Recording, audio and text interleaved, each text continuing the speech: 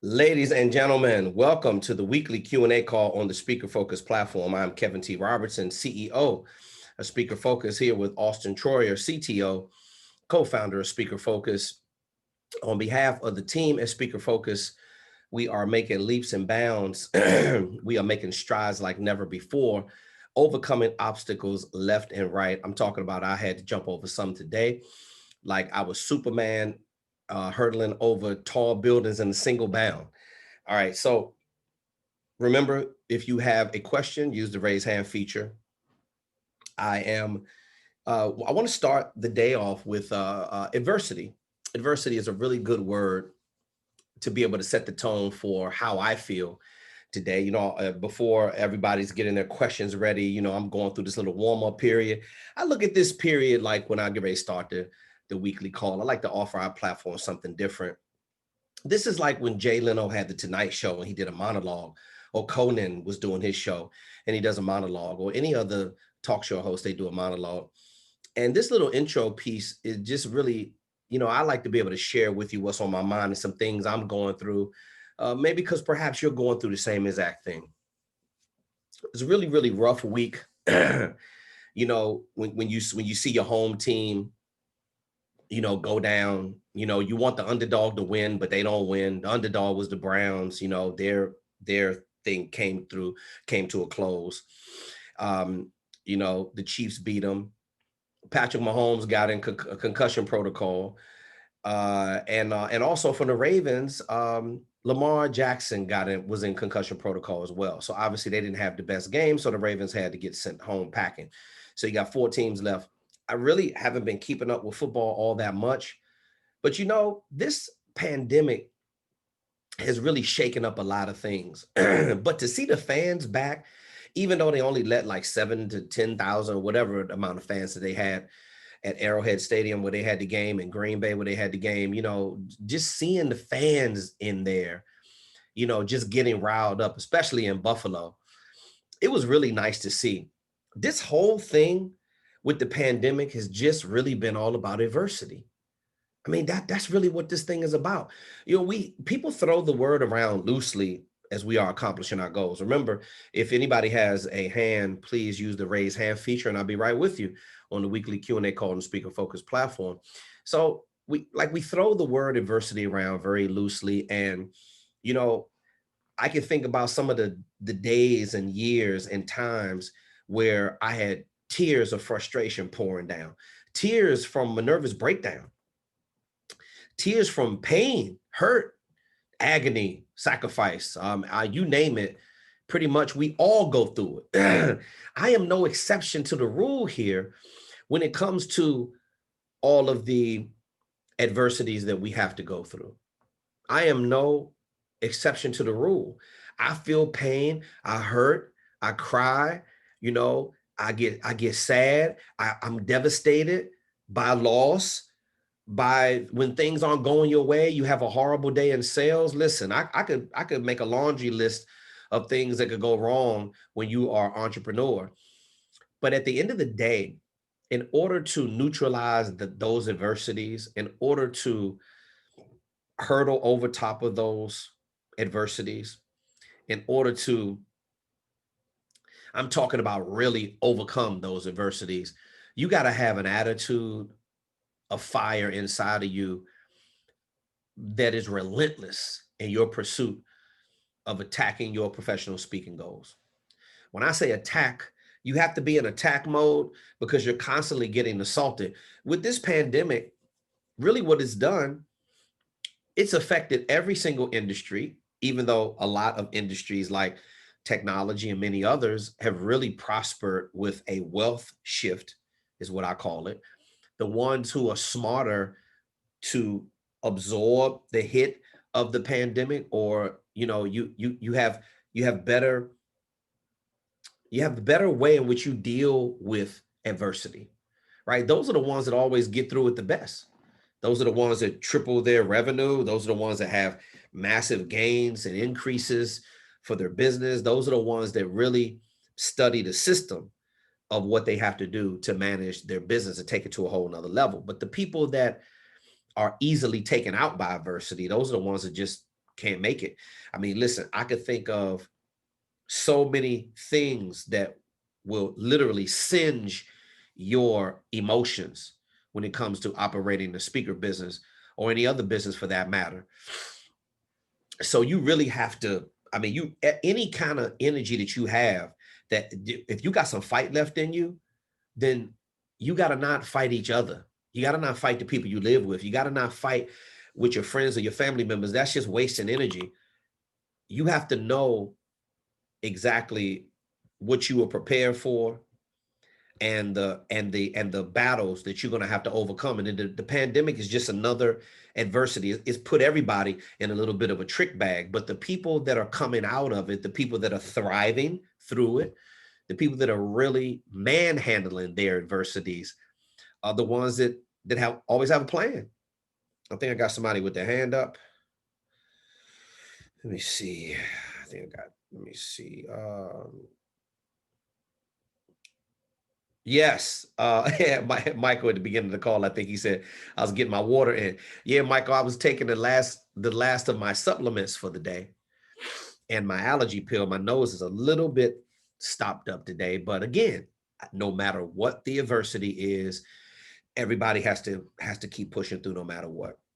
Who has anybody have their hand raised? So I'm going to start facilitating some questions. I believe we got some newer coaching students on.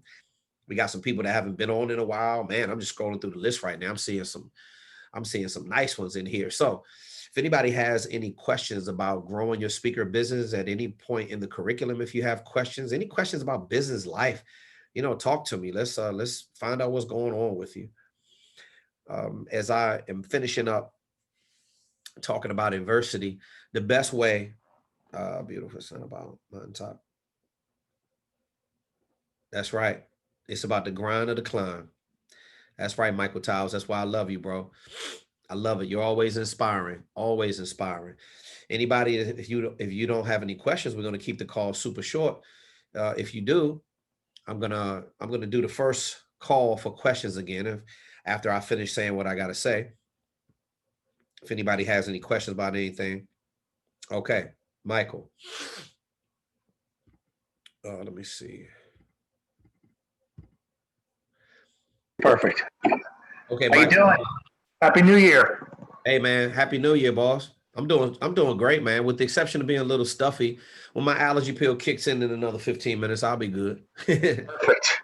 So I did send you that proposal from NAMI, and what was interesting is what you see and what I was sent the next time included a topical area of I guess maybe need, or they were desiring particular speakers that deliver that content specifically. I'm assuming if conferences hiring speakers and they say, hey, we'd like a speaker in this area, I should focus what I want to talk about on that area since it's a level of need. It also just happens to be something that I want to communicate and can communicate well anyway. Mm-hmm. So I'm just wondering if I should go for that topic specifically instead of a general speech. You're okay now. I can read the email too. It'll just take 1 second. Yeah, you talking about the topic they're requesting, Michael?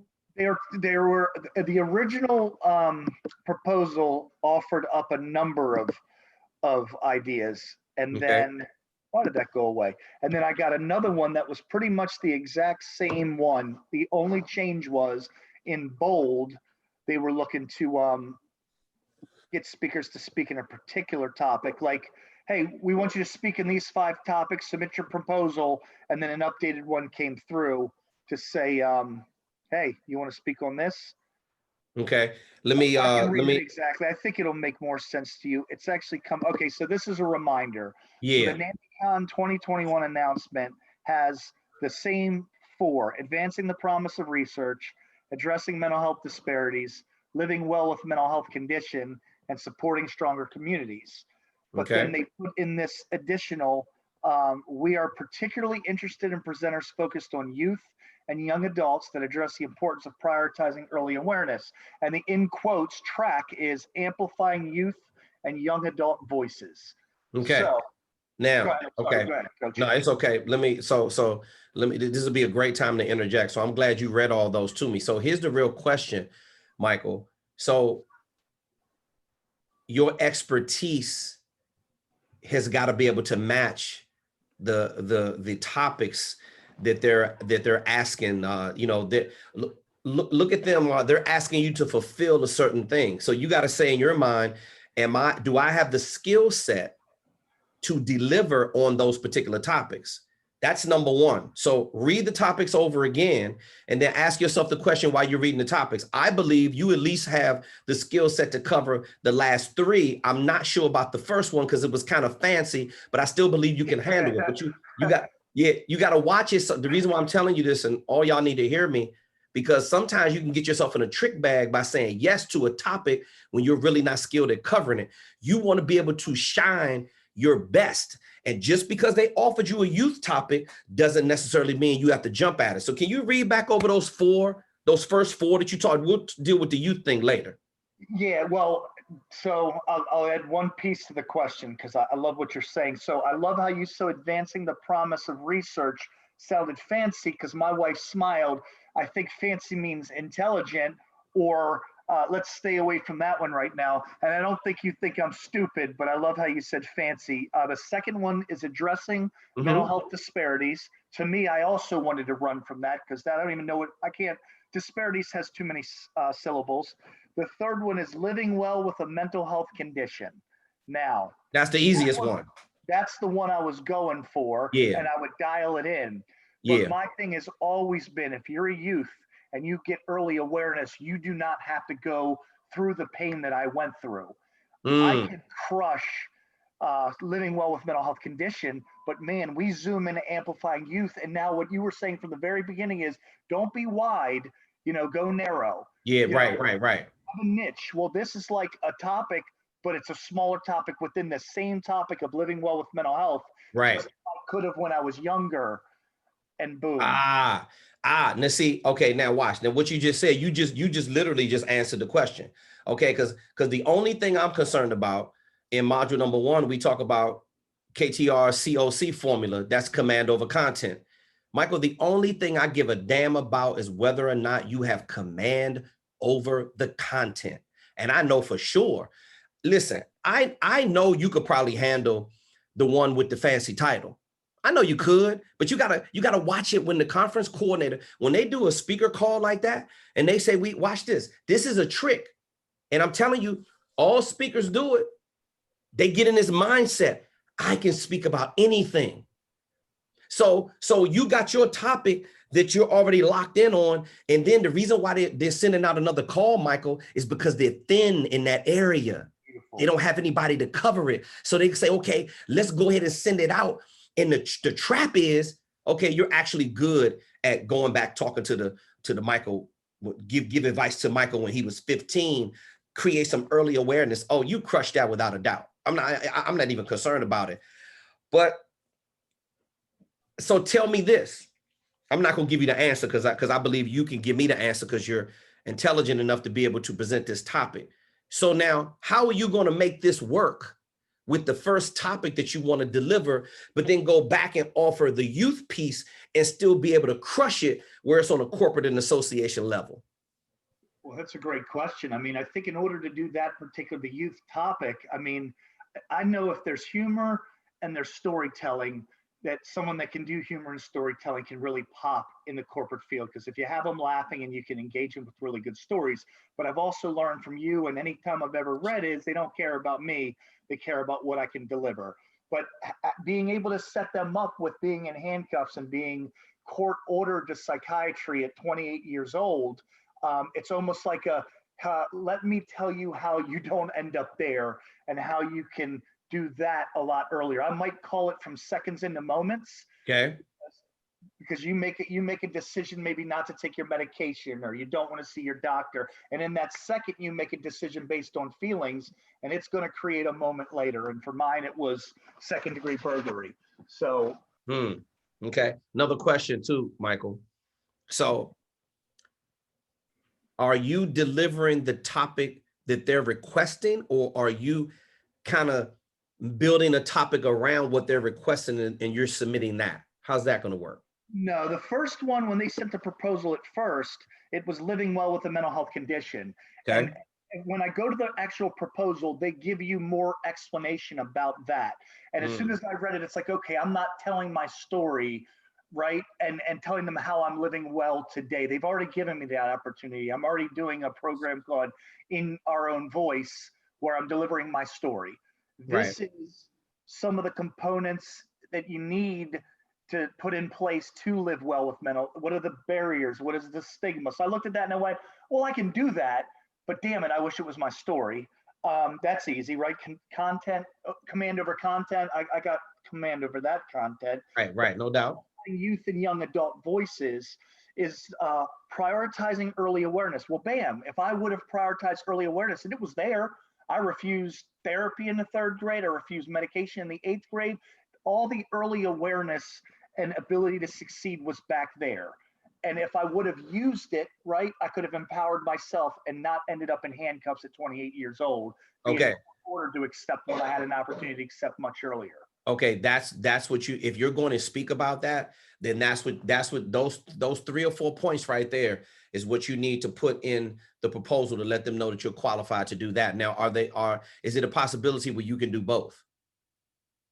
That's a great question. That's awesome. It's just a submittal. Why not? Why not?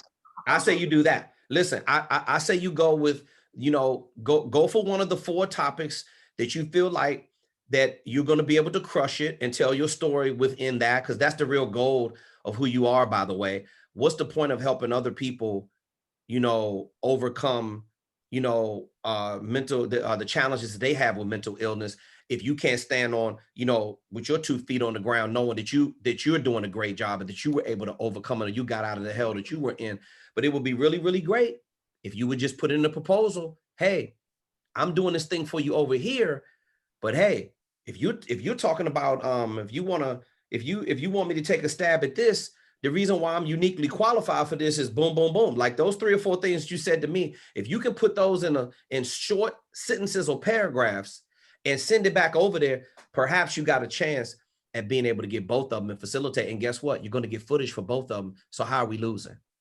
It's absolutely, you're worth all the $100 that I spent for this program. $50 I paid for all this. Thank you. Listen, you know what, Michael, and I'm probably going to end up spending every bit of that $100. As soon as we get together, I'm going to spend every bit of it and take you out to grab something to eat. Wonderful. Thank you. All right, boss.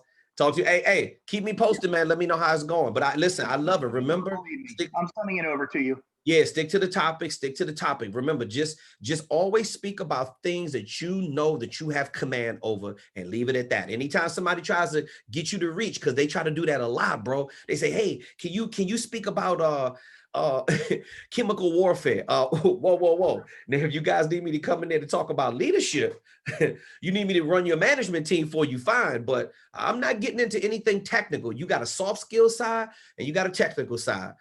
Always make sure that if you have the technical ability, which is experience, the education, the techniques or whatever it is, utilize it. And the soft skills just come with your story and your particular leadership style, and go in there and crush it. All right.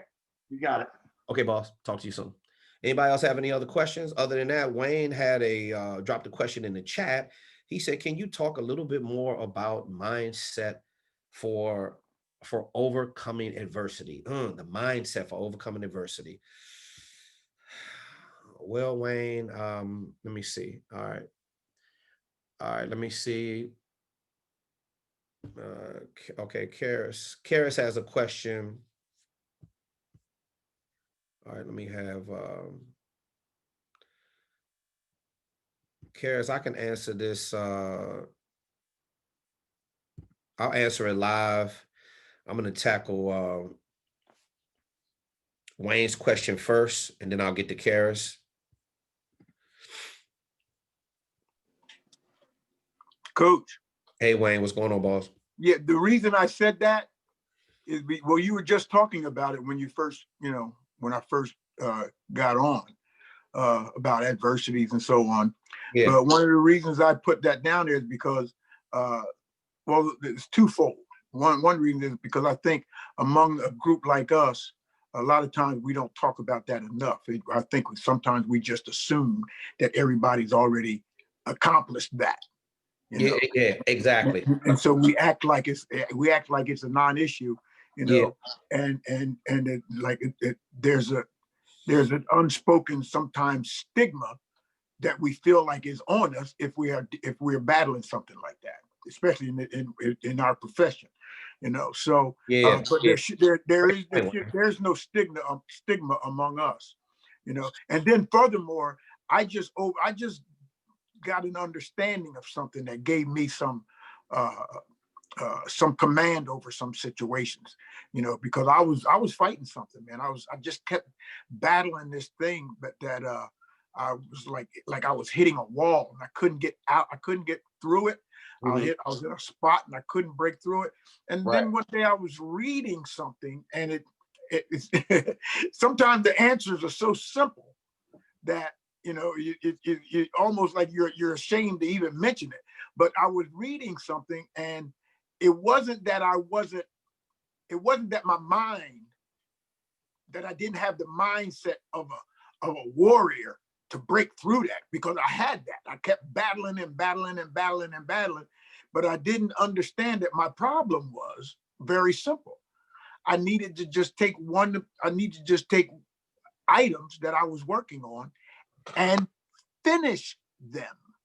Right. And so it was more of that, something that simple that changed my whole attitude about it. It wasn't that I couldn't do it, I just wasn't doing it. Correct. Yeah, and you know what, Wayne, a lot of times, and this is a great point you're bringing up, by the way. A lot of times it does take the pressure off when you know that you have a checklist in front of you and follow the checklist one by one.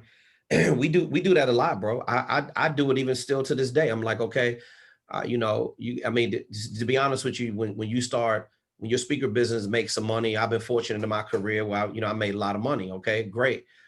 But what happens is you get bored making $100 grand, you get bored making 250, you get bored making $500,000, you get bored making $1 million. Like, you just want to keep pushing it. You want to see how far you can get.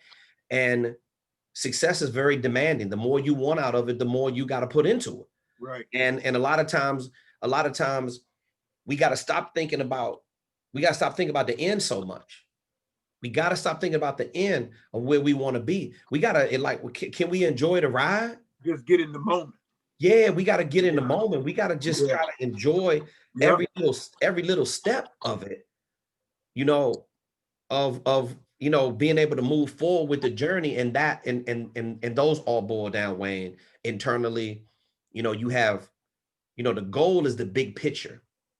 That's what a goal is. The goal is what you want to accomplish. Right. Like LeBron James winning another championship. That's the end goal. That's the goal. The ring is the goal. Right. The trophy is the goal. Making it to the play, winning that last game out of the best of 4. That's the goal. Okay, boom, I'm the champion. Then all of a sudden, you ask any champion.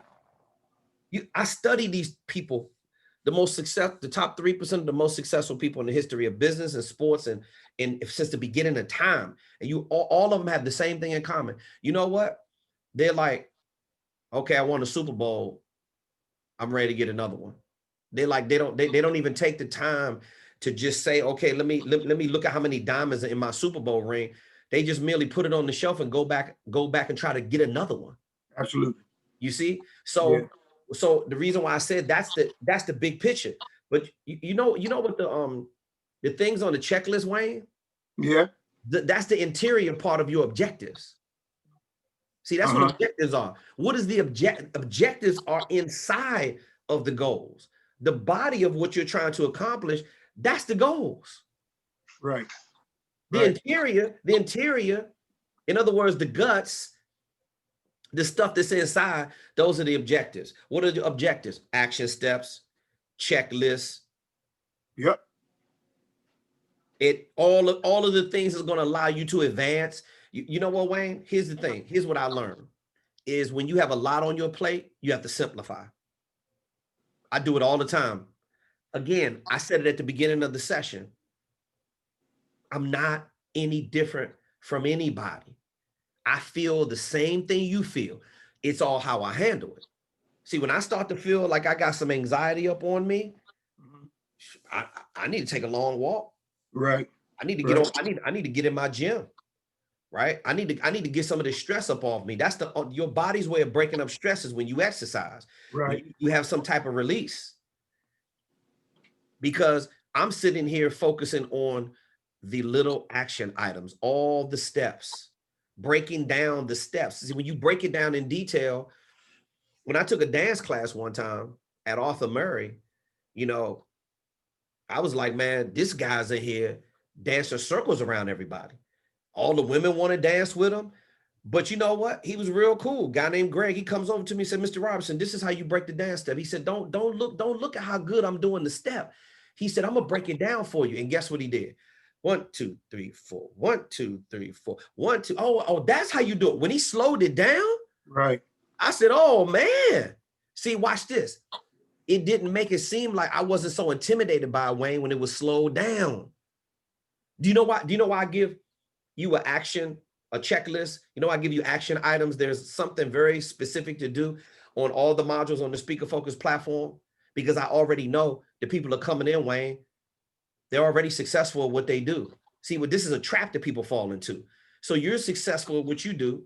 Like Wayne, when you do your 9 to 5, you don't even have to think about it. You've been doing that a long time. I don't have to think about how I do my job.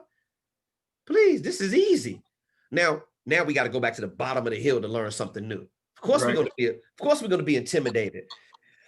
And if you're a speaker and you're designing curriculum for your audience, you know what you have to do?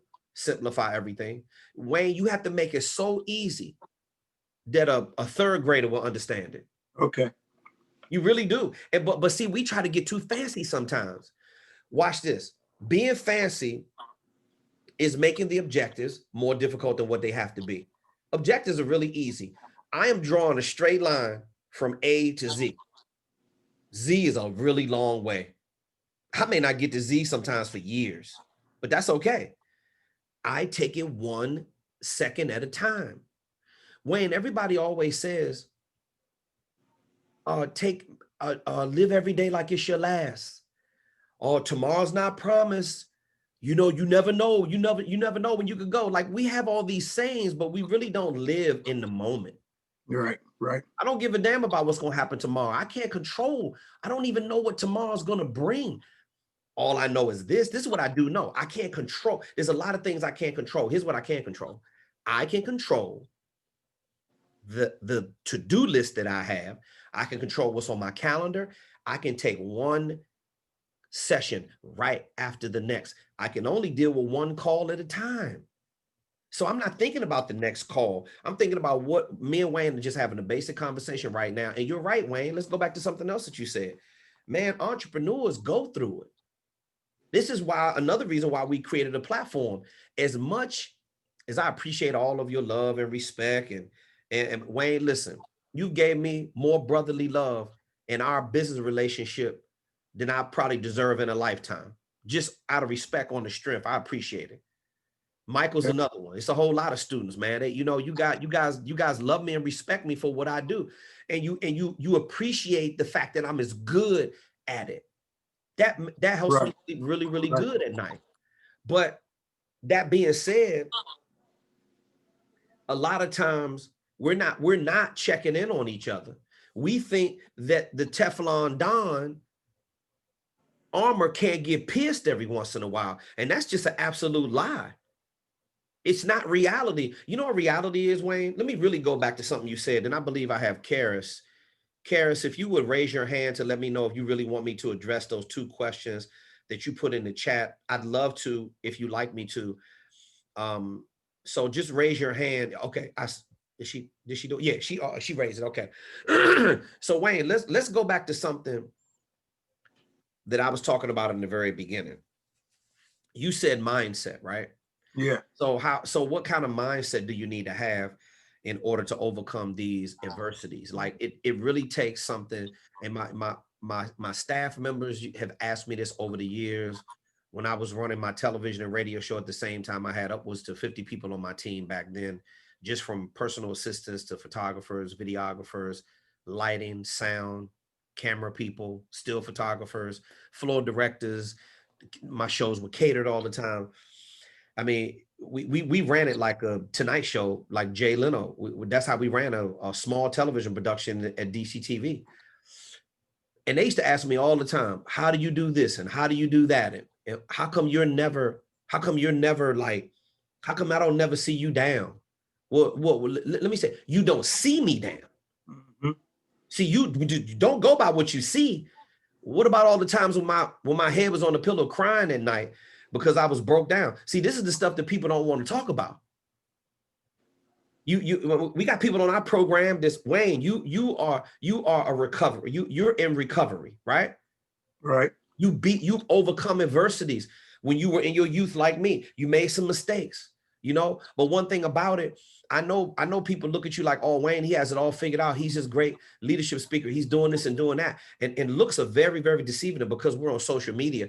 People think if you're not looking like you're broke down every single day, it's easy to put on a nice suit and put a picture up there. But let me tell you something, it's a whole lot of stuff going on up here, especially if you got a big goal. If you got a big goal and a big dream, your ass is going to suffer. There's just no way to get around it. So watch this. Wayne, there's a couple of laws that I live out of, and I'm gonna share this with you because this helps my mindset every single day. Number one, I wake up the law of gratitude every single day. The law of gratitude is number one. I am grateful to be breathing. I'm grateful if one side of my nose is clogged up and the other side is wide open. See, you got to have some type of gratitude. I'm grateful for having business partners that care about me. I'm grateful to have clients that I can service. I'm grateful for the knowledge that I have. I'm grateful for the health that I have. I'm grateful for the stuff I don't even have yet, the blessings that I have yet to see. And believe me, a whole bunch of those are coming. Then I watch this. I also understand the law of timing. As much as we want to try to push it, my mindset is, Kevin, perhaps it's just not your time. And the more you try to force it and it doesn't flow organically, the more you're going to be out of the vortex, right? I'm going a little bit law of attraction, maybe a little metaphysical on some of you. I understand what you're saying. I do understand what you're saying. I'm gonna keep it real simple. When you're in the vortex, it's like you're in the zone. You can do no wrong. Everything's flowing. It's organic. It's growing. It's abundance inside the vortex. It's increase. It's overflow inside of that vortex. But sometimes you're out of the vortex because you can't live your whole life doing bad, and you can't live your whole life inside the vortex. So when it happens, remember, Wayne, it's not if, it's just what, when it will happen again. Then this is what all top performance coaches, and I wrote a book called Focus on Leadership and Peak Performance. So I did massive amounts of research on this. When you were in the lowest points of your life, you got to remember what it was like when you stood on stage and win that Olympic gold medal. You have to remember the euphoria that you felt when you were winning. Right. You got to remember what it felt like. Think about the days that you felt the best of your life. Like some of these days for some people are their high school graduation, their college graduation, the day one of their children were born, the day they got married, the day they hit their first milestone in business. Like you remember these dates. I remember all of them. I remember how good it felt. I remember moments where when I was speaking and at a certain time and moment, there was a moment when I knew that that the audience was right there with me and that whatever I say, they was hanging on to every word. Hanging on to every word. You remember how that felt? I've been in that moment. Yeah, you remember how that felt? There's no incredible that can duplicate that as a speaker in the world. There's no other feeling that can duplicate that. Now, I've never smoked weed before. I never did any lines or nothing like that. I know what it's like to have a not buzz, obviously, and be drunk about 3 or 4 times, like really out of my mind. But I don't know, but I'm telling you, any feeling that feeling gives you when you're on that stage, when you're making a connection or you're helping somebody and you got them right where you need to have them, Wayne, and they're rocking with you, man. Listen, that just means that you're living out the full manifestation of your purpose right there in that moment. That's really all it is. And that moment is all that matters. So So in order for us, in closing, with that mindset, every day I wake up, I'm grateful. I'm grateful about everything, even on the days when it doesn't go bad. Let me tell you something. I didn't have the best of days today. I had a really, really rough day. But here's what I know. If you take the worst day I had ever in my life, ever, probably the worst day I ever had in my life was when the police threw me down on the ground. And the day I got arrested, I had like 20 infrared lights pointing in my chest. That anything below that, you can't get any worse than that for me. So Right. if it's not worse than that day, the same day my dad died, that was pretty bad too. Yeah. Anything below that, man, you can't even touch me. Like I act like it don't even happen, because you know what I'm doing when I get in those really low areas of my life. And we all go through it. We all fall off the bicycle. Listen, money is always situational. Sometimes you have money, sometimes you don't. Right. The only security that you're going to create in your life is the one you create within inside yourself. No job is going to give you security, and no business is really going to give you security unless you really put your all into it. Unless you create something that's predictable and consistent. This is what we teach you on our platform. You know what takes away the misery? You know what takes away any anxiety? I know I've built a predictable and consistent way to earn revenue with my business partner, Auston. So things may not go smooth. It may not go perfect all the time. When you're trying to push the envelope like we are, man, we got real big goals. I'm talking Elon Musk and Jeff Bezos goals. And it's some times when Elon Musk wanted to blow his brains out in his office. If you look at him in some of his earlier interviews, bro, he looks like he's on the verge of a nervous breakdown every single time. You look at some of his interviews lately, and they're projecting him being the first trillionaire. You know why? Because he was able to have the proper mindset. See, a lot of people don't get as far as him.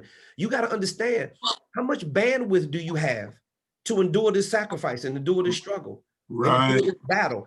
There's a lot of people, they can't, listen, man, they can't hack the ebbs and flows. This is an emotional roller coaster. It's up, it's down, it's up, it's down. Wayne, some days you're going to feel like you're in the Speaker Focus program, and you're going to be like, man, I'm telling you, I could run through 18 brick walls right now, and I'm going to get through every last one of them tonight. And then in some days you'll be like, all somebody has to do is throw one brick at you. And you're like, bro, if that brick hits me in my thigh, I'm on the way to the emergency room. It's like, what am I doing? All of that is mindset. This is such a mental game. The biggest game to be played is right between your ears. It's all mindset. And believe me when I tell you, whatever you believe in your subconscious mind, because your subconscious mind controls the whole entire show. My conscious mind is talking to you right now, but my subconscious mind is still processing goals. My subconscious mind is like, okay, Kevin, how you going to manage things until it's time to go to bed for the night? What are you going to do? What do you got to do? What's the other things on your checklist, right? So your subconscious mind is like a 24-hour machine. It never, ever shuts down. So therefore, I'd say another thing, when I wake up with the law of gratitude, I appreciate the law of timing. Another thing you got to understand is you have to like replenish your energy every single day. Every day that you go, and then this is why you need your proper rest. Right. Not only mentally, physically, spiritually, and everything else as well. You got to know when you're worn down to the eraser like a number 2 pencil, and you have nothing else left. You got to know. You got to say, you know what? It's time to recharge the battery again. I call it at the end of the day, I call it emptying your emotional trash can. So, Wayne, I would say one of the biggest things that I study, that all of these peak performers, and you could go to the Bezos, to Warren Buffett, to all of them, they simply don't crack under normal amounts of pressure because they're so used to dealing with pressure. Listen, I have to deal with so many line items every single month, and so many expenses and so many responsibilities. It just doesn't overwhelm me. I've been dealing with this kind of stuff since I've been in my early 20s. So I've learned to deal with a lot of pressure really early on. But what I've learned is, and a lot of the stuff I did wrong, a lot of stuff I didn't get guidance, I just didn't know. But one thing I love about getting older is that you realize the adversities, they are doable. There hasn't been one in front of me, even on the worst day of my life, when I literally When I was laying face down on the ground and when my dad passed away, I said, I simply do not know what the next second looks like. I don't even know. How am I going to do this? How do you do this? God, what do you want me to do? What does anybody want me to do? I got through it the best way I could. The mental endurance allows you to overcome, and watch this. And in closing, Wayne, it will give you the sustainability to be in the speaking game and to be an entrepreneur for the long haul. But if you think that it's going to happen overnight, you're mistaken. There's a lot of effort. Anybody that I know that has a massive amount of success, they put in a massive amount of work. Right. And it also takes a massive amount of patience. So Right. if you want the most patient person in the world, patience is a skill.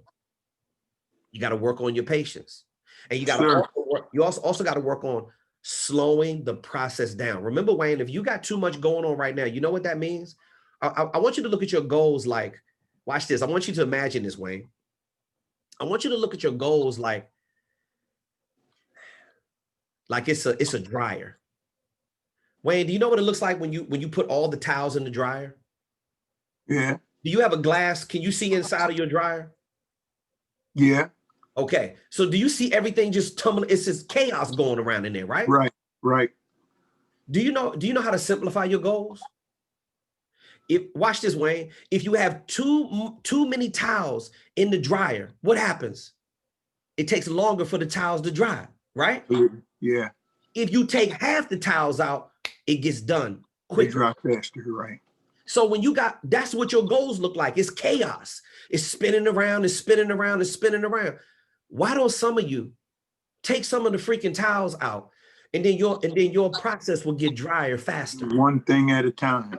See, sometimes you just need to have one towel in the dryer. See, all I'm worried about right now, how do I get through these questions on this group call? This stuff isn't scripted. I don't know what I'm going to say to any of you. I don't know how long I'm going to let it go. I just do what I feel. But I'm dealing with one question at a time. Wayne Karras has been waiting patiently. Okay, I got you. She has a really long question. Hey, Wayne, listen, bro. Everything you've been able to overcome, I want you to think about the day that you beat that addiction. The day that you felt that power when you was on stage. And when you start feeling horrible or too many things are going on, just put one towel in the dryer, okay? Yes, sir. Simplify, bro. Simplify. Okay? Yes, sir. Got you. All right. Karras Reed. I'm getting to you right now. I'm gonna lower Wayne's hand. And Karras, are you still there? See if we can talk to Karras. Karras, are you still there? Okay, wait a minute. I like Michael. Michael said God is in the business of crock pots, not microwaves. You got that right. Okay, Karras, okay. All right, Karras put her on.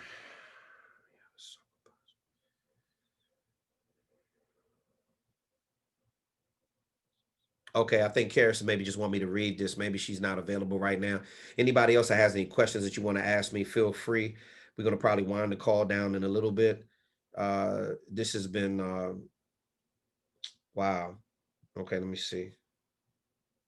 Oh, Karras, she says she thinks she's muted. Okay, wait a minute. Let me see if I can take the mute off. Allow to talk. Okay, I got you talking, Karras. Okay, there it is. Hey, how's it going? What's up, Empowered Woman of Focus? How you feeling? I am well. Wonderful, wonderful. How are you, Coach? That's good. Hey, listen, it was a doozy today. You understand? I mean, that's the reason why I jumped into it with, talking about overcoming adversity. These things are not easy that we have to deal with. None of it is. Life is just not easy. When you're trying to do something that is really, really special and it's big and you got a real big vision, you're going to suffer big time. This is just what it is. So, Karras, would you like to talk to me about what you type in there? Because I just think that thing about resilience is just really special. Can you talk to me about what's on your mind tonight? I miss you too. I miss you too, Coach. And definitely to piggyback on what you said, I like to listen to sometimes the late Dr. Monroe, and one of the things he says that if your vision don't get tested, then it's not for you. And then that means that, if you just give in and give up when you're being tested, if that vision that you have is being tested and tried and you don't persevere through, then it wasn't for you. So I definitely understand as well that adversity is something that we all have to go through. I mean, like you say, it's just a part of life. And just dealing with it and not giving up is one of the things that we all have to do. And I remember you called me about 3 weeks ago, maybe a month or two ago, and the encouragement you gave me was just so powerful. And one of the things you said, what word do you think about when you think about yourself? And I remember telling you resilience. Just standing through the test of time and not giving up and overcoming every single thing. Even if you hang on with a thread, you still can say at the end of the day or at the end of the process that you hung on and you did not let go. You did not let go. So I enjoyed that conversation that you've been having with us thus far. But one of the questions that I had was, I've been getting a lot of invites through email and social media to speak, but they've been platforms where I have to pay them to speak. I know you're familiar with the closed conference that I spoke at last year. That was one of the ones. Yeah. So I've been turning them away. And I know being a speaker as well, you have to get practice. And some of the late, speakers I've often said that they spoke free, at thousands of, platforms and thousands of times they spoke free. But where do we balance that out? Because I do events sometime, with Destiny Walkers Network, like webinars or little events on Zoom, and I can get my practice with that with 2 or 3 women, So how do we balance that out to accept the free speaking on their platforms, or to, to not do it at all because it's free, because your worth and it's time to get paid. It's time to get paid. Okay, all right. Then this is the reason why we address that on the Speaker Focus platform. So that's a great question, by the way.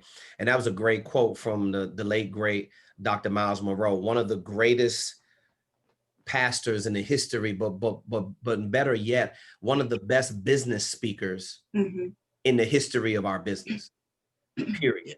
He was an excellent business speaker. He talked really, really practical, and he was powerful when he spoke. Very, very simplistic yet profound. That's the kind of speaker that he was. Shout out to the late great Dr. Miles Monroe. I loved him, by the way. I still love him, right? Yes. So now let's break that down when you said about free speaking. This is something that always comes up. I remember when I was a younger speaker, and I was still in my 20s, and somebody said, man, it was a more seasoned speaker than I was. And this is back when I was still calling myself a motivational speaker. And I never forget it. I think the gentleman's name was Melvin Brown. We spoke at a conference together. And he said, don't you be calling yourself a motivational speaker? And I was like, well, what's the difference? And then he taught me the difference between the world of paid speaking and professional speaking, when to speak for free, when not to speak for free. If you line up 1,000 coaches and consultants, they will tell you 1,000 different things. I can tell you this through experience, the way you handle free speaking. Okay. Now, you already said you have Destiny Walkers Network. By the way, we get a lot of comments about you. A lot of people notice what you do. When you're on our testimonials page. So obviously they're like, oh yeah, we check out Karis, I checked out the stuff that she does and I really like her brand. Listen, it doesn't matter where you think you are in your mind, but Karis Reed keeps it moving, ladies and gentlemen. She's always posting content. She's doing a magazine. She has a podcast now. She's doing all kinds of stuff. And Karis, I don't care listen, I know you're an overachiever. So you're going to be like, well, I still got a long way to go. But guess what? You got a lot of positive activity going. So if you literally created your own platform to speak for free, right? Yes. And you're creating opportunity for other people to speak because you're getting content. To pay somebody else on their platform, which I've done before, right? You might do it once or twice, but what was the ROI? Did you get any engagement? See, everybody wants to say, hey, if you pay us to speak on our platform, you're going to get a big return on investment. All these other speakers bureaus and booking managers or booking agents, hey, pay us a fee. I've paid fees before. They didn't give me anything. You know why? Because they didn't have a consistent and predictable way to attract the conference coordinator. These are all things you learn. It's all part of the game. Now you got to charge that piece of a mistake that you made on investment that you made. So the key is this, Karis, when you paid to get on that other platform, do you feel like it was worth it? No, because I didn't get a return on my investment. I never got my speaker reel. You never got the content. They promised you a speaker reel, but you never got it, right? Never got it, yeah. Okay, listen, you got to charge it to the game. Okay. I spent hundreds of thousands of dollars in experimentation. Okay. Without any real guidance. But I tell you this, now, let's get to the part about when you should speak for free. Okay. All right. Because I'm gonna tell you, there are exceptions to the rule when you're going to speak for free. If somebody offers you, let's say this, right? If someone offered me to speak at the Super Bowl, maybe to do a track session at the Super Bowl with all of the executives, and I knew I had some kind of back-end guarantee that you was going to book me for 3 consecutive engagements, but I had to do the first one for free, that's a good deal.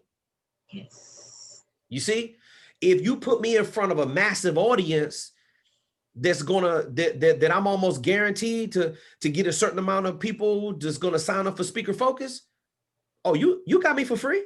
See, because that's called, now watch this. These are called promotional speaking engagements.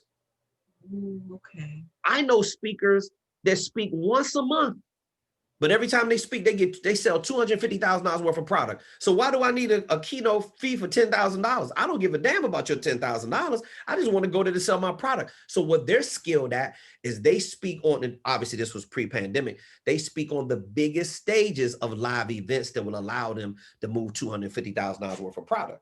Now think about what your price point has got to be and how many of those you got to move. But if you got a stadium full of 20,000 people, maybe all you got to do is move 200 units.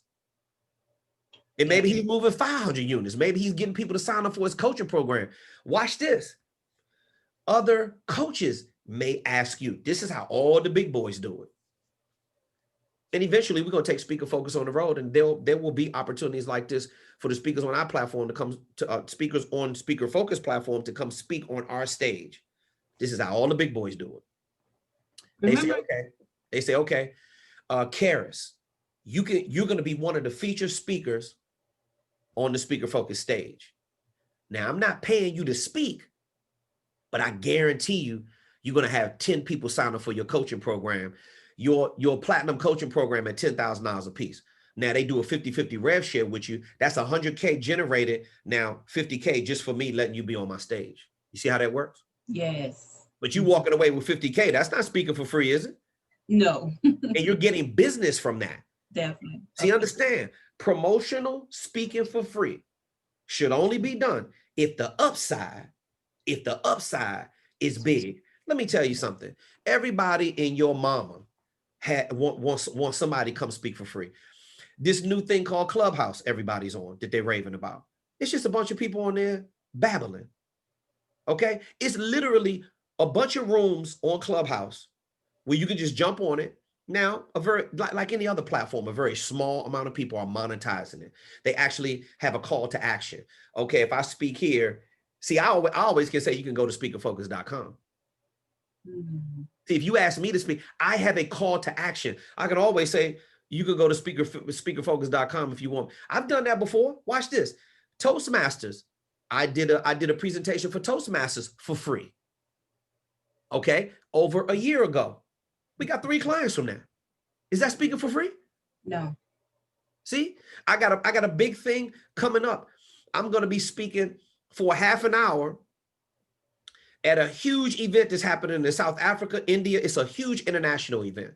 I just literally, that's how I started my day off. That's actually the rest of my day was, I'm talking about, it was really, really rough. But I started out with my first call. I wrapped up a deal where it's going to be massive amount of exposure. on this huge event planning network. All they want me to do, they want me to do an Instagram live with them to promote the event. Yeah. And they want me to speak for half an hour. And all I get to talk about is speaker focus.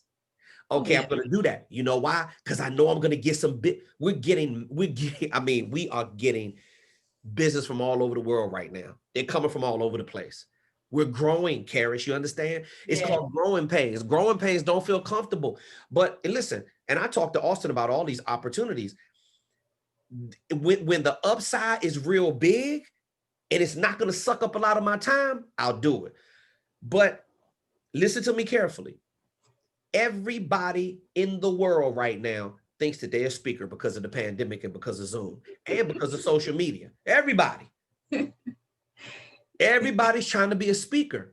Yeah. Why do you think we started Speaker Focus? I'm not talking about the ones that want to take it serious. I'm talking about everybody thinks that they can speak now. Some of these presentations, you might as well run your nails down a chalkboard, and I'd rather listen to that. They're horrible. But if you've never been taught how to speak and you're just doing a lot of rambling and babbling, in all fairness, that's exactly what I used to do, right? I know what it sounds like because I do it at a high level and I teach it every single day of my life. So remember this, Karis, if the upside to you doing a promotional speaking engagement, like you're going to get more business from it, I'm talking about, or you have a deal in place already to speak, and then they just want you to come do the first one for free. Do you know how I got the Pittsburgh Steelers, NFL, Heinz Field as a client? No. I did a presentation for them for free. Oh, okay. They were going over their speakers. Now watch this. They had to decide on the speakers that they wanted to choose for their upcoming game. They call it a game day staff training.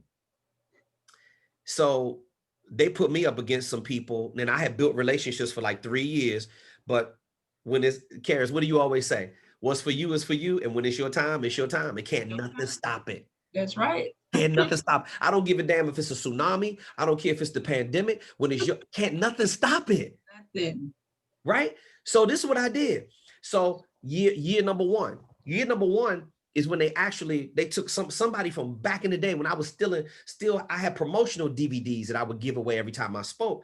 And if a person was really, really serious, I would keep like 50 promotional DVDs like right up front at my head table. And if somebody was really serious, I'd be like, hey, go back and show that to your HR director. Go back and show that. And somebody worked at Heinz Field and they took it back and showed it to Bernie DeLuca and showed it to Maria D'Annunzio. Bernie used to work the Sky Suite director at Heinz Field, and Maria, I think she works the tours now there, but Maria worked like the game day staff or something like that. And so anyway, somebody took it to them.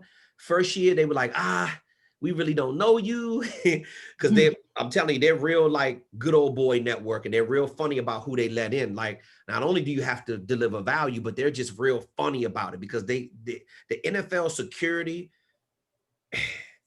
is damn near like if you work for the Department of Homeland Security. Like it's just real. They just act real particular, right? So the second year rolled around. I made the final cuts of the speakers, but they decided to go in another direction. I think like a real big company like Connect Training, which has been around for years and years and years. They do a lot of the stadiums. It's just really hard to break into that market. But with sheer persistence and resiliency and what you talked about and overcoming adversity, on the third year, guess what? You was there. Maria called my phone. I had her number in my phone the whole time. I was constantly staying in contact with her, creating top of mind awareness. I was constantly seeing how I could help, how I could be of value. Even if I didn't get the gig, it was all about over delivering every single time. And then all of a sudden she calls me, but watch this. It wasn't no call like, oh, KTR, you got the gig like right off the break. No, I had to do some dancing. I had to give a presentation to the stadium director. Wow. Over the phone with everybody right there. And when listen, let me tell you something. You said, okay, listen, Kevin, we're down to like the last 3, and like we really want you to get the gig, but it's really not up to us, it's up to the stadium director. I said, okay, you put me against everything. I had an effort attitude, Karis. That's exactly what I said to myself. I said, I'm telling you right now, I'm going to obliterate. This is going to be the best presentation of my life. I put together something called the 4 quarters of customer service. I customized it for them. They didn't say one word. I did an abbreviated version of the presentation. I think it took me like 35 minutes, something like that. Killed it. Killed it. You can go on the website and see the pictures. I killed it.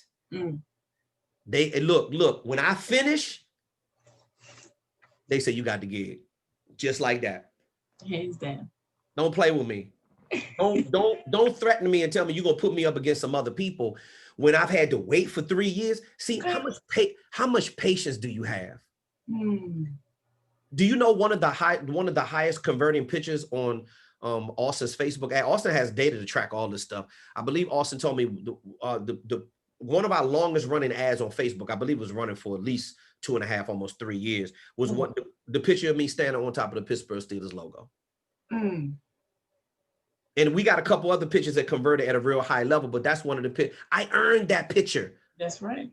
I had their media department film everything. They filmed it, and I got the pictures. You see, so that was a start of something really, really big. But that's a whole nother story. But I'm telling you right now, you can never give up. So I said I could have took the attitude like, I'm not giving them 35 minutes of my time for free. But how bad do you want it? See, I knew what that could do for my resume. Some of these gigs that you're adding to your resume, ladies and gentlemen, Karis, even some of the stuff that you're doing right now, I don't even know if you realize it. Like I'm telling you, I got people emailing me, people texting me, people calling me. Who is Karis?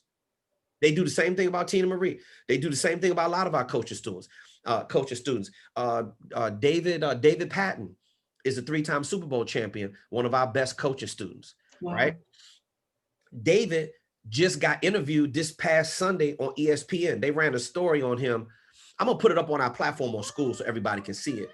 But David is one of 8 receivers in the history of the NFL that has caught touchdown passes from Drew Brees and Tom Brady. Wow. You know why? Because he used to play on the Saints. He won 3 Super Bowls with Tom Brady. I need his autographs. Hey, look, I gotta ask David how he feels about that, but he's a super humble person. Okay. Nice family man. Hey, that's me and Austin's guy right there. You know, we talk, me and David, I'm telling you, we have a ball when we talk on the phone. Worth something one day. Well, I know it worth something now, but I might give you something for it. Oh, yeah. Let me tell you something. He's one of the most gracious and humble, and decent champions I've ever met in my life. And I met a lot of them that are just assholes, right? But David is really, really nice. And he had a real nice piece on Tom Brady. You know what Tom Brady said? I'm gonna go back to something else I said to Wayne early on in the session, Karis, when we were talking about overcoming the adversities, right? And running your speaker business and getting to the higher level. Like David told a story about Tom Brady, and they were at a barbecue after one of their Super Bowl victories. But the barbecue was like simultaneous with practice or something. So Tom like slams his helmet on the ground because everybody else is over there enjoying the barbecue and they all chuckling it up like everything, like it's all good. And he wants to get back to practice. And David was like, man, what is wrong with you? We just won the Super Bowl. Nah, man, that's how you get soft. We got work to do. All he cared about was getting back to work so he could get another one. See, you're not supposed to focus on the ring. Once you get the ring and you get the championship, okay, I got that in my trophy case. Now what? I've had a lot of successes in my career, Karis. It really doesn't matter if the sum total, what I have right now, is 0. That's right. So every day I look at myself like I'm at the bottom of the hill. And that's okay. Why is it wrong to be at the bottom of the hill?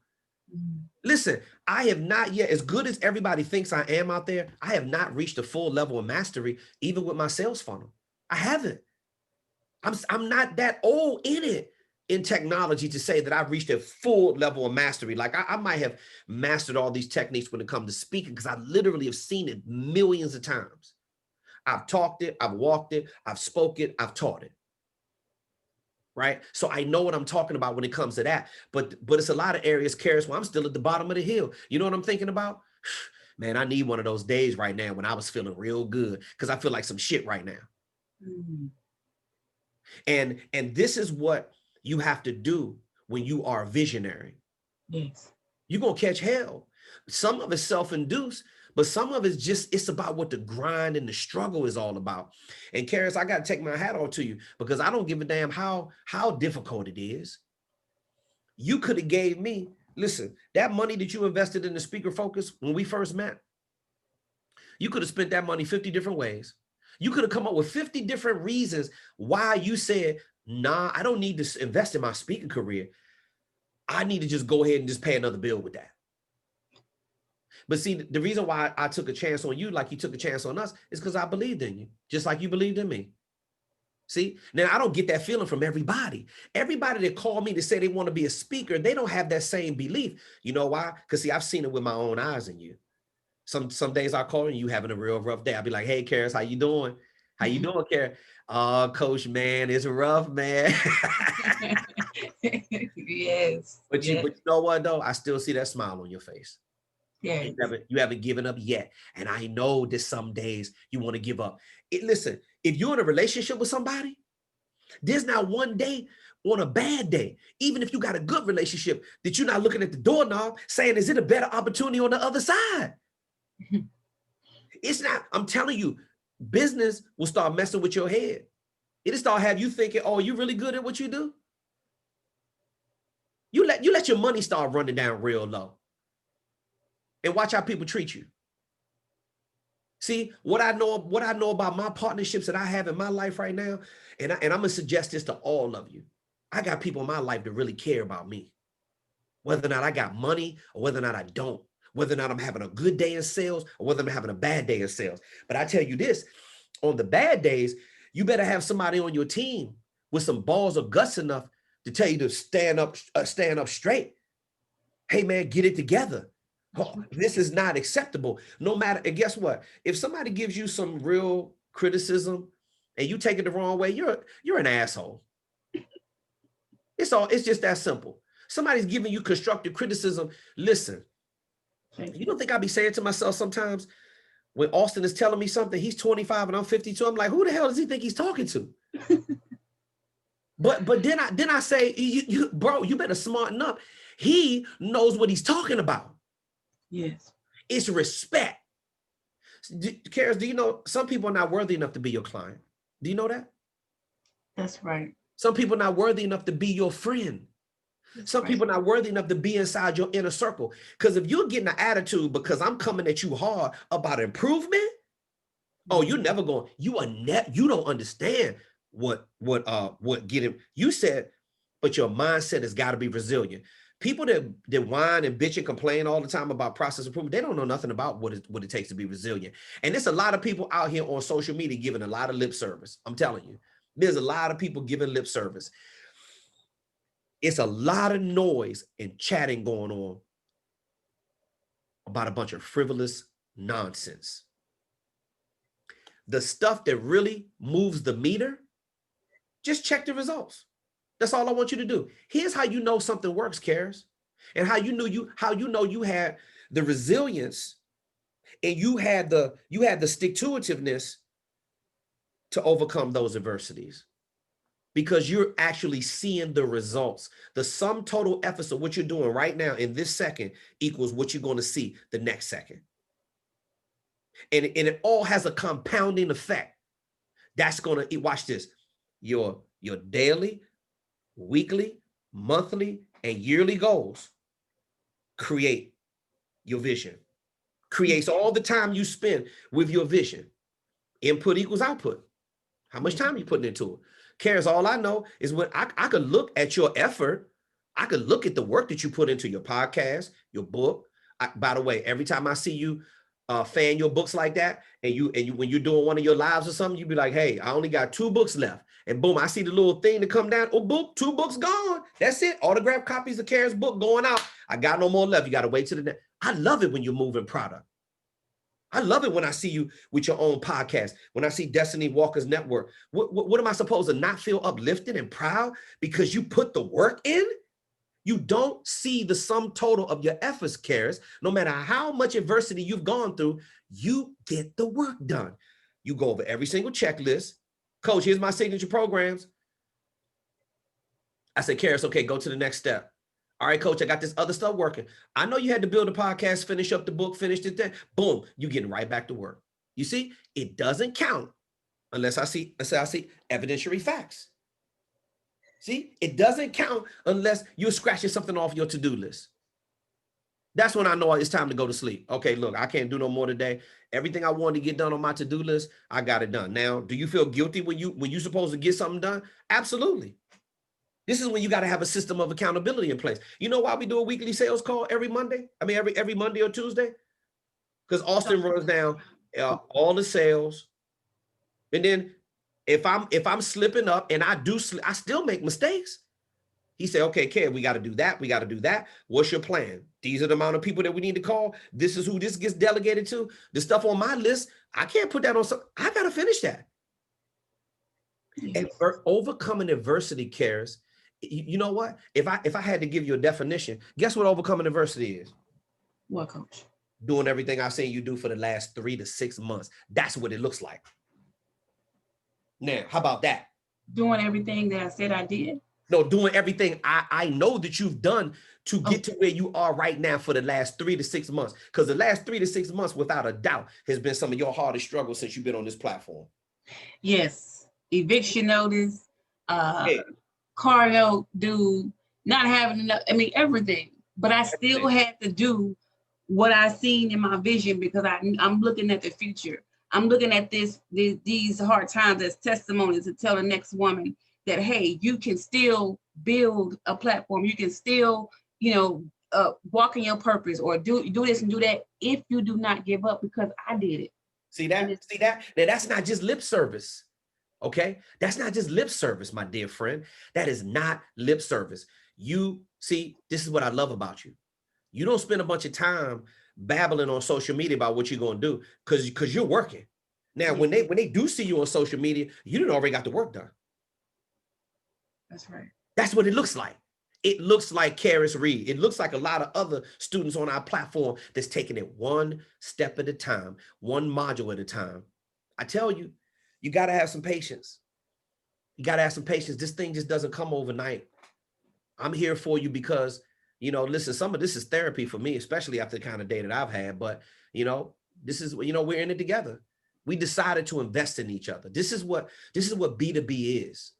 The customer has got to believe that you can deliver what you say you can deliver. And then you've got to deliver to the customer whatever I don't like service promises. I don't like the word promise at all. Promises are made to be broken. I like guarantees. What can you guarantee me? Well, this is what I tell people. Okay, KTL, what kind of results can you guarantee me? You know what I say? Okay, how much work are you prepared to do? Yeah.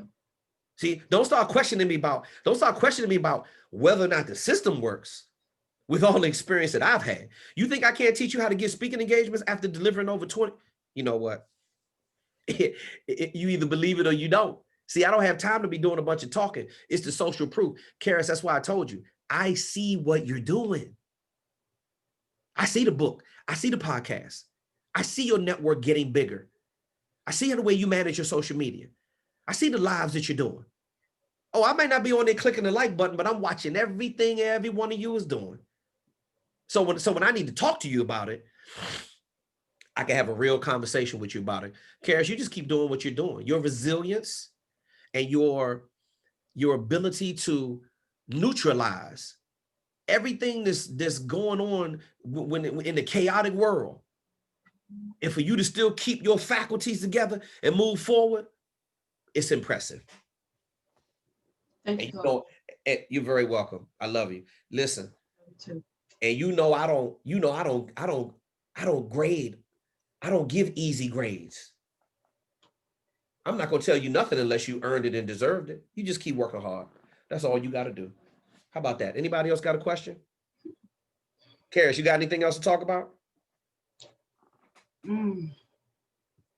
I gotta get my butt back on my modules. That's what I need to talk about, because I wrote out, how people make vision boards. They post pictures of what they want, houses, cars. Yeah. Vision board was written because if I write it, I can speak it and then I can see it, and I can look at it and I can read it and it'll be like a, you know, like a record in my mind. I And agree so with that. for my speaker business vision, I will be a 5-figure speaker, both internationally, national, and local. I will develop a speaking business. I will master my speaking techniques. So I need to get back on my module so that I can put in the time into fulfilling my vision for 2021 for my speaking business. Okay, let me just have you modify some of the verbiage on your vision board. Mhm. The power of I am is just, I can't even begin to tell you what Yes. to happen. Okay. Not I will be. Yeah. Not I will be. I am. I am. Come on. I am a 6 or 7 figure speaker. See, Okay. I remember the first thing I put up on my vision board back in the day to really turn the corner for me. One of the books that I read many years ago was, it's a small paperback book. You probably can get it for like $7 now. If you don't have it, I highly recommend you get it. It's called Powers of the Subconscious Mind. Mm. And that book was the first book I read. I read it when I was in my early 20s. And that book talked about the power of I am statements. It talked about how your subconscious mind is like literally, it's like a 24-hour machine. It's always processing information. And our recall ability is stored in our subconscious mind. And at the back of your brainstem, you have a reticular activating system. They call it a RAS. That's how you can remember something. If you see a brand new Tesla go by and you say, oh, I've never seen a white Tesla before. And all of a sudden you start seeing white Teslas everywhere because you have logged that Tesla and that logo inside of your subconscious mind, inside of your RAS. That's how come you can remember things when you were like, you know, when I played the Candyman, when I was in the first grade. I was 6 years old. I had the cane, I had the hat. I got pictures of it. I gotta find one of them pictures and post it up. But I can remember what that felt like being on that stage when that curtain opened up and me and Libby and Angie had our dance routine. It was two girls, my two dance partners dancing on the side of me, and I killed it. I sang the song. My teacher was down there on the piano. I remember that like it was yesterday. I logged those memories in of those good moments that happened to you in your life. You can never lose track of all those things. So what I'm telling you is, I remember what I learned out of that book. When I used to write my goals, it made me write my goals differently. So the first time I wrote it up, I'm gonna close my eyes, I'm gonna read to you exactly what I had on my vision board. I said, I, Kevin T. Robertson, am a professional keynote speaker, and I do 150 tour days internationally every single year. The most tour days I ever did was back in 2007, was 152 tour days internationally. This is way before, Kara, this is way before I was an international keynote speaker. But it's the fact that when you say I am, instead of, well, you know what I'm going to be one day? Anytime I hear a kid say that to me, I say, no, you are. I am. I am a teacher. I am a rocket scientist. I am whatever that thing is that you want to be. You got to, people talk about speaking it into existence. Well, you got to start releasing the right kind of words into the universe first. Yes. The universe is going to give you exactly what you're requesting. Watch this. The subconscious mind takes everything as literal fact. If I say, man, I can't believe this is happening to me, I'm killing myself over here. The subconscious mind is now thinking we're killing ourselves. We got negative energy. We got a negative pull on us in some kind of way instead of a positive one. As soon as something goes bad, the first thing I say out of my mouth is, everything's gonna be okay. Everything's gonna be okay. I got a plan. See, if you don't have no plan, you need to worry. But we developed a plan on the Speaker Focus platform. All I'm respectfully requesting out of all of you is just taking one step at a time. Karis, just pick up where you left off on the Speaker Focus platform. That's why the modules are created the way they are. It happens all the time. People get sick. People lose stuff. People lose a job. Their business falls apart, but they come back. The ones that are really strong like you, they don't never leave. They always come back. So just pick up where you left off. No criticisms, no judgments, and we're gonna keep on. You're gonna keep on supporting you until you get up to the higher 6 and 7 figures. And I know that you are, because you got everything I've ever asked you to do. You do it without complaining, and you always get the work done. See, that's who I'm dealing. That's who I know I'm dealing with you. And that's what it takes to overcome adversity.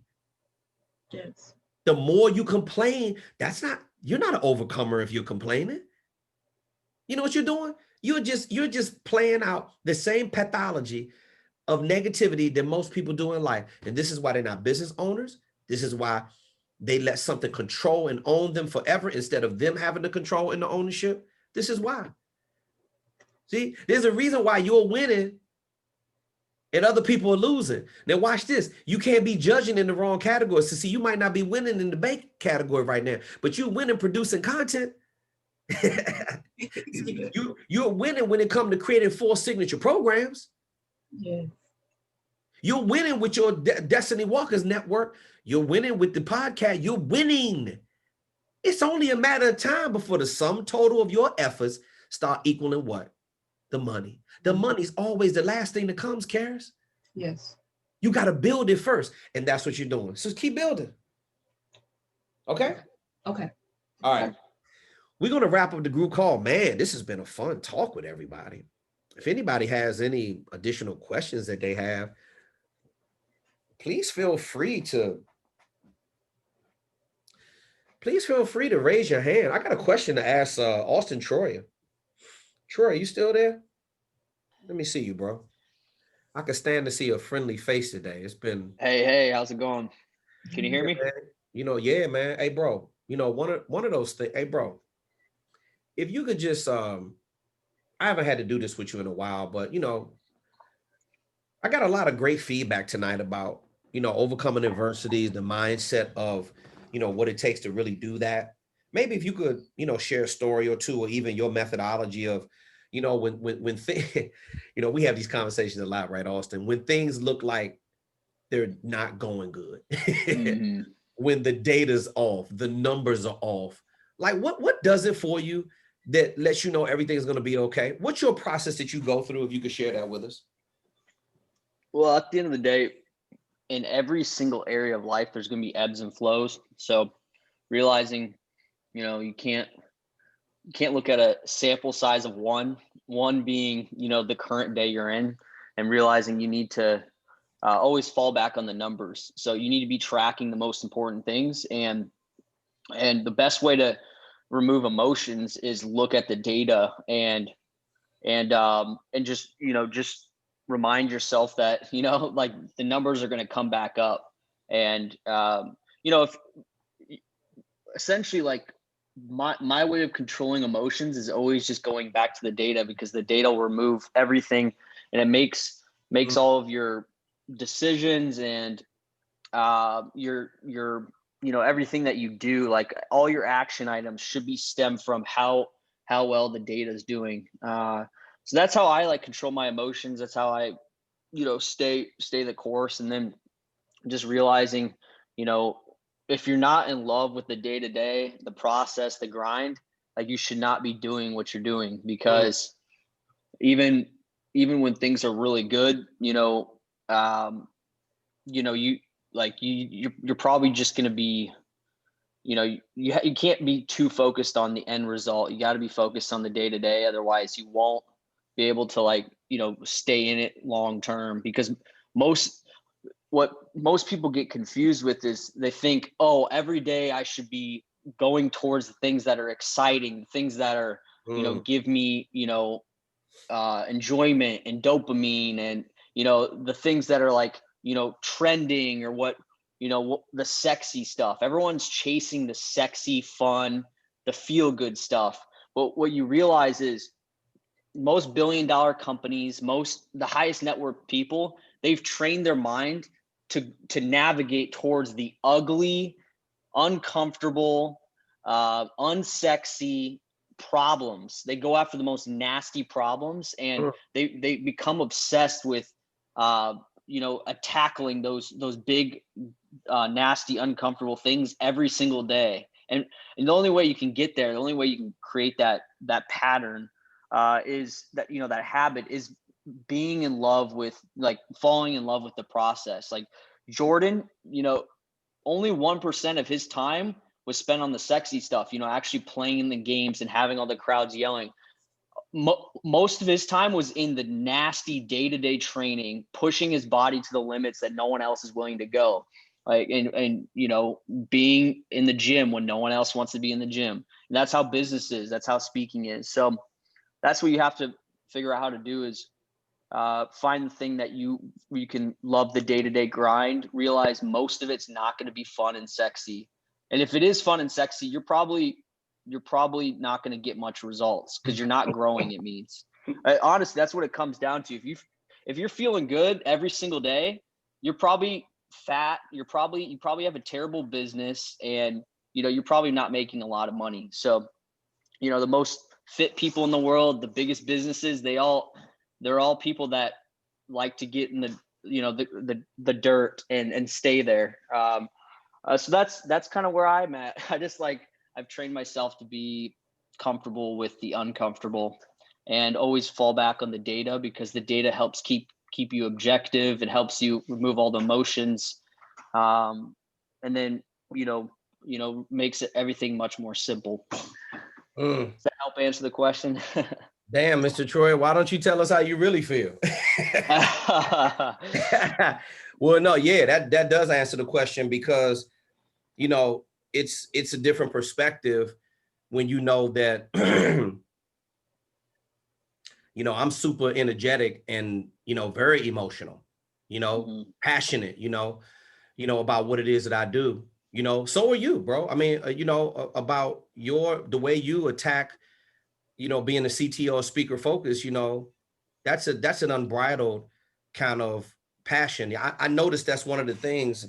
And some of my old team on my TV show, they used to ask me this all the time, you know, like, what characteristics do you look for when it comes to business partners and like doing business with people?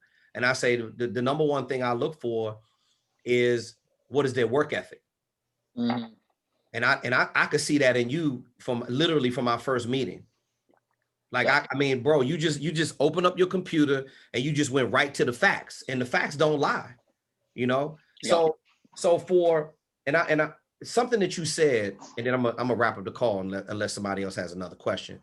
But something you said was, when I go back and look at the data, I can immediately remove the emotion, because then I got to deal with the facts of what's going on. You know, bro, that's something that I had to learn from you, right? Because I've never had to deal with this much technology running the business, and I've never had to deal with this much data. And one thing I'm super appreciative of, and everybody, you're gonna have to eventually deal with this when you have a $15 software that supports your sales funnel, or you have a $25 software that supports your sales funnel. All these things are going to help you track the data. And you can always go back to the data if you're having a horrible number in sales, a horrible day in sales, and it happens to the best of them. You can always go back and say, okay, what is it that I'm doing wrong? And I can always go back to Auston and say, hey, you know, what is it? Well, you don't even have to go to him, because he's going to tell you, hey, look, this is what's wrong. This is what we need to be doing. And again, you know, here's what it's about. When it looks real good, you see me and Auston floor seats at the Lakers game, you know, having fun. But what you don't see is when we have to, the messages, the battles that we have back and forth through Slack, where it's a give and take. And a lot of it is just me trying to understand what needs to happen on the next level. And when you have it's hard, people, when you don't know what next level looks like, and it's frustrating sometimes. But the beautiful part is, this is why you have to have people around you that know more than you. Because when people know more than you, and there's a trust factor there, what I trust in our business is that I know that Auston is going to, if he doesn't have the answer, he's going to find out. And I know that his network, which reaches all the way to Silicon Valley and back and stretches all across the globe. You want to know what my network is? What is it? It's called Google. It's called Google. It's called books. You know, it's like, you don't need to, you know, being surrounded with better people is important, because that's a very uncomfortable thing to do. It's like, you're going to feel stupid when you're hanging out with smart people. If you're feeling good when you're hanging out with people, you're probably hanging out with the wrong people. They're probably turning up. That's, you know, feeling comfortable again. Like, go back to being uncomfortable. And reading and and researching and doing all that, it sucks. It's not super fun all the time, but that's how you put yourself in an uncomfortable situation again. So like to that point, like my network, I don't spend a lot of time chit chatting with people. What I'm doing is constantly going to the top 1% of people, people in their game and looking at, what kind of material they put out on their blog, on, in books, and consuming that. So yeah, if you don't have a network of people around you, just put your headphones in and just stay glued to the computer researching. And that, to your point, that's what I meant, is that the people, when you do reach out to them, like a Alex Becker, a Sam Ovens, when you go to that level, those are our mentors and the people that train us to scale our business up to a whole nother level. Is you're getting that kind of real solid advice. And, you're not just, like you said, you're not just hanging out at happy hour or, up playing video games all night. You know what I'm saying? Right. It's got to be something, what are you willing to give up and overcome those? And Kara said, read books. Yeah. I see it in the chat. Yeah. So anyway, man, it's always good to get that different perspective from you, because, you're wired differently. And these are things that I'm sure that other people besides me would love to hear. Don't get emotional. Just go back and check the data. And that removes all the emotions, because the facts don't lie, and neither do the numbers. Yeah. And I've rewired myself. I used to play video games in the summer 10, 15 hours a day, making no I mean, this was, 10 years ago, but making no progress on life at all. So everyone has the ability to become more data driven, more disciplined, more relentless in terms of focus and output. At the end of the day, like, communication is important, and obviously it's a core part of speaking business, but the time you're not speaking is the time you should be only doing output on reaching out to conference coordinators, doing everything we teach in the program, because that's what's going to move the needle. Chit chatting on Clubhouse is not going to build a six-figure speaking business. It's just not. Unless you're chatting with people that are key decision makers on Clubhouse, it's going to be a waste of time. And probably the speakers that you're talking with on Clubhouse, they're probably not the right speakers to be getting information from, because that is everything that you consume is input into your knowledge base and your mindset. So if you're getting a bunch of garbage input from people that aren't at a high level in their speaking business, you should not be getting that, because whether you like it or not, you're going to start to downgrade your mindset and everything else. So don't spend time on Clubhouse or social media unless you're consuming it from the right people. If you have a 7-figure proven entrepreneur that you're talking to on Clubhouse, sure, get some advice from him, but otherwise stay off those apps. Only be outputting content on social media. Don't be consuming social media. I have all of my feeds disabled. I don't consume anything unless it's knowledge that I've sought out myself based on, my own due diligence. I'm not just consuming my feed every day. It's just not a good use of time. Yeah, I got you, boss. And this is the reason why I listen to you. Listening to great advice of people that know how to get results is really what Auston just said. That really encapsulates our whole call. If you want to overcome these adversities, talk to somebody that's over. The reason why I share my experiences with all of you on this platform is because I've been there, done it multiple times. I know what it's like to be a struggling speaker on the road, not making any money at all. I know what it's like to have these processes. I know what it's like to have a direct mail campaign blow up in your face because the brochure wasn't designed, or you didn't have any signature programs on it. You had no value on it whatsoever. I know what it's like to earn $56 and some change at a singles ministry that hired me to speak because I was so pressed to get the speaking engagement and barely had enough gas money and some fast food on the way home. But I also know what it's like to bag 30, 40, 50K for one day training as well for these corporate and associations. So I'm telling you right now, is whatever it is that we've offered you for the advice that we give you on this platform, it's forever growing and it's always getting stronger, and it's what gets the results. So if you figure, I told you in that example I gave to Wayne, If you got too many towels in the dryer, just take one of them out, so your clothes will dry faster. You got to learn to simplify. The least I have on my plate. I did that at the end of last year. I said, how is it that I can be more efficient with my time? That for me personally, that was real big on my calendar. How can I speak less and make more? I went back and forth with Auston. He made some adjustments to my calendar. We made some upgrades that were more conducive for me and my voice, and I feel a whole lot better about it. You know, you get back into your new plan and you stick with it. Don't abandon ship because it looks like it's not working for a couple of days. Remember what Auston said. You can't take like a sample data and then freak out because you had a real horrible day. I mean, sometimes I call Auston, I'm like, bro, what in the hell is going on? You know, but the very next day, you know, get a good night's sleep and come back and crush it the next day. And just keep doing the steps, ladies and gentlemen. That's the best advice that we have for you at Speaker Focus. You know, I appreciate all of the feedback and the questions and the calls and really the inspiration a lot from a lot of you. I just really respect the fact that a lot of you, I know you're struggling.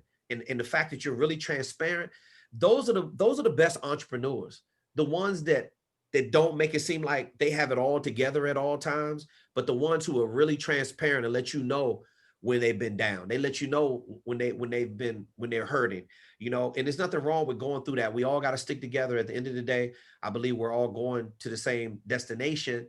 We just got different ways to get there. So with that being said, on behalf of CTO and co-founder Auston Troyer, I'm Kevin T. Robertson, CEO, on behalf of the staff at speakerfocus.com. We truly appreciate all the input and the feedback. Keep going hard, keep going hard, keep going hard. We got a lot of success to get, and it's going to happen for you. You just got to believe up here. All right. It's all about overcoming those adversities. I'll catch you the next time. Bye, Coach. Bye-bye.